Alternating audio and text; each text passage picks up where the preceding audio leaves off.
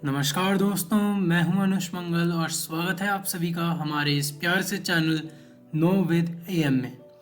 तो आज हम जानने वाले हैं कि किसी भी डेट को दिया हो तो उस डेट से हम डे ऑफ वीक कैसे निकाल सकते हैं। तो चलिए दोस्तों अब शुरू करते हैं। तो आज के हमारे कंटेंट्स होने वाले हैं number 1, which years are leap years, मतलब कौन से साल लीप ईयर्स होते हैं। Number 2, concept of extra days. Number 3, procedure. And number 4, number 5 and number 6 are the 3 examples. तो चलिए दोस्तों अब शुरू करते हैं। सबसे पहले हम यह जानते हैं कि लीप ईयर्स कौन से होते हैं।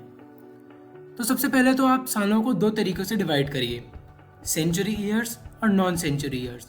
सेंचुरी ईयर्स वो जो कि 100 से डिविजिबल हैं और नॉन सेंचुरी ईयर्स वो जो कि 100 से डिविजिबल नहीं हैं। तो सेंचुरी ईयर्स जो कि 400 से डिविजिबल हैं वो लीप ईयर्स होते हैं और नॉन सेंचुरी ईयर्स जो कि 4 से डिविजिबल हैं वो लीप ईयर्स होते हैं। एग्जाम्पल्स आपके सामने हैं दोस्तों, जैसे कि ईयर 1600, 2000, 2400, 2004, 2008, 2012, यह सब लीप ईयर्स हैं। तो आपने यह तो पढ़ा ही होगा कि लीप ईयर हर 4 साल बाद आता है, जिसमें फरवरी में 28 की जगह 29 डेज होते हैं। तो दोस्तों आपके मन में यह सवाल ज़रूर उठता होगा कि कुछ साल जैसे कि 1800, 1900 यह सब 4 से डिविजिबल होने के बावजूद भी लीप ईयर्स क्यों नहीं है। तो इसका कारण बहुत ही सिंपल है। वह यह है कि अर्थ को सूरज का चक्कर लगाने में 365.25 दिनों से कुछ 11 मिनट कम समय लगता है। तो अगर हम इसको अकाउंट नहीं करेंगे तो हमारे पास एरर आता जाएगा। मतलब कि अगर हम यह सोचते रहेंगे कि हर 4 साल बाद लीप ईयर आए तो हमारे पास 11 मिनट का हर साल का एरर आता जाएगा। तो उसी को ओवरकम करने के लिए, उसी को हटाने के लिए साइंटिस्ट्स ने यह सोचा, यह निष्कर्ष निकाला कि हर 400 सालों में हमको 3 लीप ईयर्स को कम करना पड़ेगा। इसीलिए उन्होंने कुछ साल जैसे कि 1700, 1800, 1900 को लीप ईयर्स नहीं माना। तो चलिए दोस्तों अब आगे बढ़ते हैं और जानते हैं कि एक्स्ट्रा डेज का कॉन्सेप्ट क्या है। तो सबसे पहले तो आप यह जानिए कि एक नॉर्मल साल में 365 दिन होते हैं। तो अगर हम उसको 7 से डिवाइड करें तो हमारे पास एक रिमाइंडर बचता है, मतलब एक दिन एक्स्ट्रा बचता है। तो उसी एक दिन को हम एक्स्ट्रा डे बोलते हैं। इसी प्रकार लीप ईयर में 366 डेज होते हैं, जिसको अगर हम 7 से डिवाइड करें तो हमारे पास 2 दिन एक्स्ट्रा बचते हैं। तो उसी 2 दिनों को हम एक्स्ट्रा डेज बोलते हैं। इसी प्रकार 100 सालों में हमारे पास 24 लीप ईयर्स होते हैं और बाकी 76 नॉर्मल साल होते हैं। तो अगर हम ऐसा ही करें कि हर 24 लीप ईयर्स में हर साल में 2 एक्स्ट्रा डेज हैं और हर 76 नॉर्मल ईयर्स में हर साल में एक दिन है, तो 24 multiply by 2 plus 76 multiply by 1 हमारे पास 124 एक्स्ट्रा डेज आते हैं। लेकिन 124 एक्स्ट्रा डेज को हम फिर से दोबारा से 7 से डिवाइड करते हैं और हमारे पास रिमाइंडर 5 बचता है। तो हमें यह मालूम पड़ता है कि 100 सालों में हमारे पास 5 एक्स्ट्रा डेज होते हैं। इसी प्रकार 200 सालों में हमारे पास 3 एक्स्ट्रा डेज होते हैं और 300 सालों में हमारे पास 1 एक्स्ट्रा डे होता है और 400 सालों में हमारे पास कोई एक्स्ट्रा डे नहीं होता। मतलब हर 400 सालों बाद यह साइकिल रिपीट होती रहती है। तो यह तो आपने जाना है एक्स्ट्रा डेज का कॉन्सेप्ट सालों में। इसी प्रकार एक्स्ट्रा डेज का कॉन्सेप्ट मंथ्स में भी होता है। जैसे कि जनवरी में हमारे पास 31 डेज होते हैं, तो उसी को अगर आप 7 से डिवाइड करें तो हमारे पास 3 रिमाइंडर बचता है।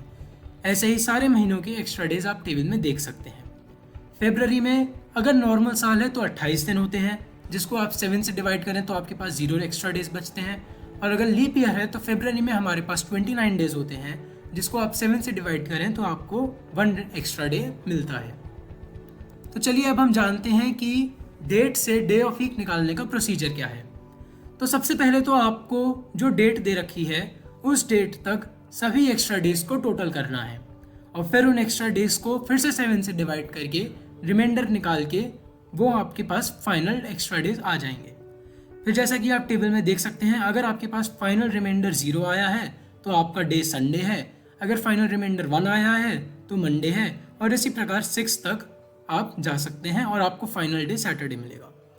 तो अगर आपको अभी तक यह समझ में नहीं आया है तो चलिए कुछ एग्जाम्पल्स देखते हैं जिससे आपको यह आसानी से समझ में आ जाएगा। तो चलिए एग्जाम्पल 1 की तरफ हम मूव करते हैं। सबसे पहला एग्जाम्पल है 3 दिसंबर 1997। तो चलिए, तो पहले सबसे पहले हम 3 दिसंबर 1997 तक हमको एक्स्ट्रा डेज निकालने हैं। तो हम पहले सालों से शुरू करते हैं, मतलब कि साल 1996 तक एक्स्ट्रा डेज निकालते हैं। तो उसके लिए जैसा कि आप टेबल में देख सकते हैं, 1600 सालों तक तो कोई एक्स्ट्रा डेज नहीं होगा, क्योंकि हर 400 सालों में 0 एक्स्ट्रा डेज होते हैं।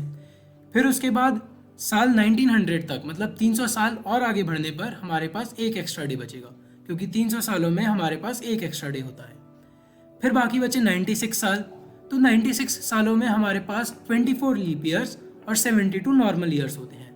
तो 24 लीप ईयर्स के हिसाब से 24 multiply by 2 plus 72 multiply by 1, आपके पास 120 एक्स्ट्रा डेज आते हैं। तो टोटल 1996 तक आपके पास 121 एक्स्ट्रा डेज आए, जिसको आपने फिर से 7 से डिवाइड करके देखा कि आपके को 2 एक्स्ट्रा डेज मिल गए।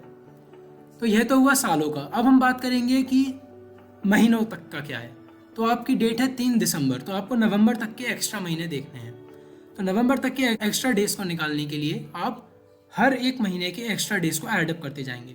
जैसे कि जनवरी का 3, फिर उसके बाद फरवरी का 0, क्योंकि 1997 एक लीप ईयर नहीं है, मार्च का 3, अप्रैल का 2, मई का 3, और इसी प्रकार आप नवंबर तक ऐड करते आपको मिलेगा 26 एक्स्ट्रा डेज। फिर उसके बाद आपकी डेट 3 दिसंबर है, तो आप उसमें 3 और जोड़ दीजिए, तो आपको अपनी डेट तक 29 मंथ्स के एक्स्ट्रा डेज मिले। तो आपके टोटल एक्स्ट्रा डेज कितने मिले? 29 मॉड्यूलस 7 माने कि 1। और फिर सालों का और महीनों का दोनों का एक्स्ट्रा डेज जोड़ के आपको मिले 3 एक्स्ट्रा डेज। तो फिर आप टेबल में से देख सकते हैं कि 3 नंबर हमारे डे ऑफ वीक वेडनेसडे को पॉइंट करता है। इसका मतलब है कि 3 दिसंबर 1997 को हमारे पास वेडनेसडे था। चलिए देखते हैं दूसरा एग्जाम्पल नंबर 2। इस दिन डेट है 20 नवंबर 2001। तो अब हमको 20 नवंबर 2001 तक के एक्स्ट्रा डेज चाहिए। तो सबसे पहले हम साल को देखेंगे। साल 2000 तक हमारे पास 0 एक्स्ट्रा डेज हैं, क्योंकि हर 400 सालों में 0 एक्स्ट्रा डेज होते हैं। तो अब हम बात करेंगे महीनों की। तो अक्टूबर तक अगर हम देखें एक्स्ट्रा डेज को, तो जनवरी में 3, फरवरी में 0, मार्च में 3, और इसी प्रकार अक्टूबर में 3 तक एक्स्ट्रा डेज हमने जोड़े तो हमको मिला 24। फिर उसके बाद हम नवंबर के 20 दिनों को जोड़ें तो हमको मिलेगा 44। तो महीनों के एक्स्ट्रा डेज कितने हुए? 44 मॉड्यूलस 7, मतलब कि 2 एक्स्ट्रा डेज। तो टोटल हमारे पास साल और महीनों के एक्स्ट्रा डेज मिला के कितने हुए? 2 + 0 = 2। तो जिसको आप टेबल में देख सकते हैं कि उसका आंसर है ट्यूसडे। तो अब हम आखिरी और तीसरे एग्जाम्पल की तरफ देखते हैं। तो तीसरा एग्जाम्पल है, हमारी डेट है 3 मार्च 1888। तो सबसे पहले तो हम 1887 तक के एक्स्ट्रा डेज को निकालेंगे, उसी प्रकार से निकालेंगे जिस प्रकार से हम अभी तक निकालते हुए आए हैं। तो सबसे पहले हम 1600 तक देखें तो हमारे पास 0 एक्स्ट्रा डेज बचते हैं। फिर 200 सालों के पीरियड में हमको 3 एक्स्ट्रा डेज मिलेंगे, और फिर 87 सालों में हमारे पास 21 लीप ईयर और 66 नॉर्मल ईयर्स हैं। तो 21 × 2 + 66 नॉर्मल डेज, तो हमारे एक्स्ट्रा डेज मिलेंगे। और इनको आप अगर टोटल करेंगे 1887 तक, तो हमारे पास 111 एक्स्ट्रा डेज आए। 111 को आप फिर से 7 से मॉड्यूलस कीजिए और आपके पास 6 एक्स्ट्रा डेज आ जाते हैं।